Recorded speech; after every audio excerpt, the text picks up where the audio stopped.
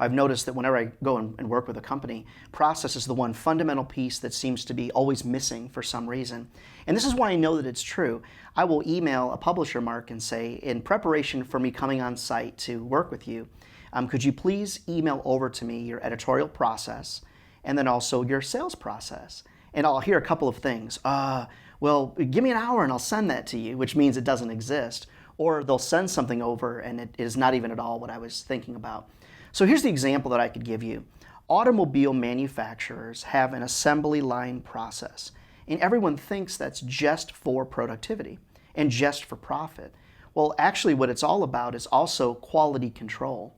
And so I'm a big believer in processes in life, in love, and in business, and that is knowing where something begins, knowing where something ends, and knowing the components in between.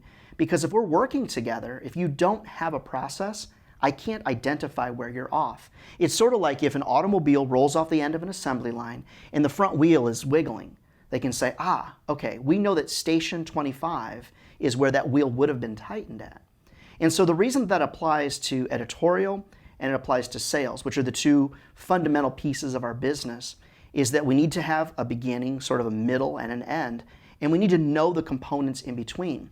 Otherwise, what very often happens is that people are random in their approach. And I think we could probably both agree that randomness, I can only think of one thing that would happen in life that would be random, that would be successful, and that would be winning the lottery. And so there's kind of three phases, if you will, in the sales process. Prospecting, then your in-progress sales where you're presenting proposals, and then you've got retention. Well, in the prospecting phase, I want to begin to introduce digital components. From day one when I'm visiting with you and trying to set a meeting, I want to make sure that I'm talking about digital. It's not that print's not important. Obviously, it's our bread and butter. It's our key business. But I want them to start thinking about digital. Then during the second phase there, which is your in-progress sales, I want everyone to consider this. What have we done with an advertiser digitally that has been successful? And I want to be able to collect those success stories. And I want to talk about digital marketing success. See, very often when you go on a meeting, say you're my advertiser, Mark, and I come in and I present print or a few things, very often I'll hear, well, Ryan, love you guys, but we're going to go only with Facebook, or we're going to go only with Google. And the reason that that happens is because as a salesperson in the multimedia space, I've done a really poor job of explaining to you that we also have these digital opportunities. Let's say I have someone who's been advertising with me for a very long time, and I've never successfully sold digital to them. How would I approach that? Okay, and it's a great question, and which you have to have a process for that. And I know people are probably saying, oh my gosh, process. My process might be that in those circumstances, I have a way that I introduce digital to you. Like for example, I might say, Mark, I see you have a Facebook page. That's awesome.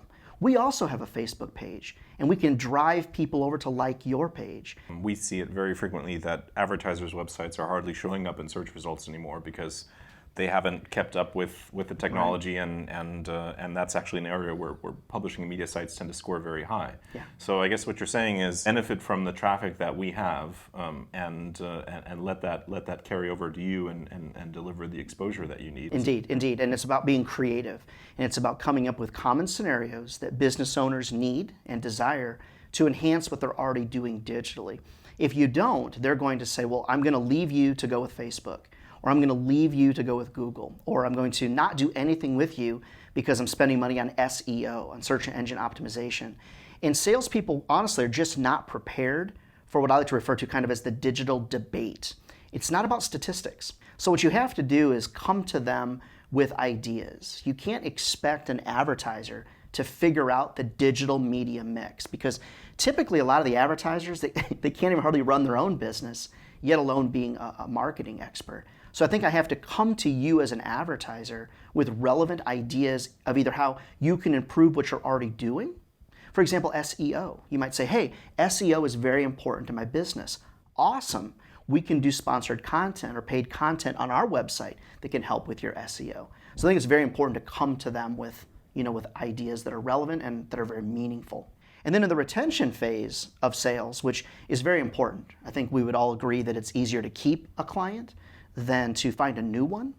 is that there's so many things we can do digitally that are affordable, whether it's including them in social media feeds, creating digital-only publications, or whatever the circumstance is.